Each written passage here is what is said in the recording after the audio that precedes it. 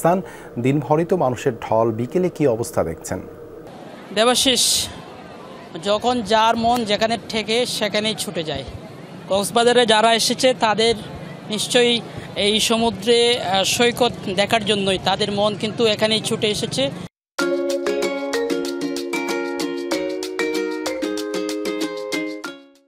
এবং সবাই যার যার মতো করে আমরা দেখছি। একেবারে আমি লাবণী পয়েন্টে আছি, যেখানে একেবারে সবচেয়ে কম পর্যটক থাকার কথা, সেখানেও দেখছি বিপুল পরিমাণ পর্যটক। একেবারে আমার ডান পাশে হচ্ছে সুগন্ধা এবং কলাতলি পয়েন্ট, একেবারে পর্যটকে পরিপূর্ণ। এই কক্সবাজার সমুদ্র সৈকতের পরিপূর্ণতা পেয়েছে এবং ছোটো ছোটো বাচ্চা থেকে শুরু করে সব বয়সী মানুষের যে ভিড়, এই ভিড় কিন্তু আজকে ঈদের দ্বিতীয় দিন হিসেবে আমরা যে পরিমাণ আশা করছিলাম মোটামুটি তা পরিপূর্ণ হয়েছে। এবং আগামীকাল থেকে আমরা যেটা হোটেলের যে অবস্থা দেখছি, অর্থাৎ বুকিংয়ের অবস্থার উপর নির্ভর করে বলতে পারি যে কালকে থেকে আরও বেশি পর্যটকের সংখ্যা বাড়বে।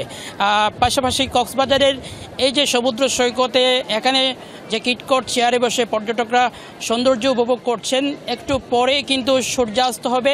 এই সূর্যাস্তের সাথে ছবি তোলার জন্য কিন্তু পর্যটকরা হুড়াহুড়ি শুরু করবে একটু পরে। দেবাশিস, ধন্যবাদ এহসান যুক্ত হবার জন্য।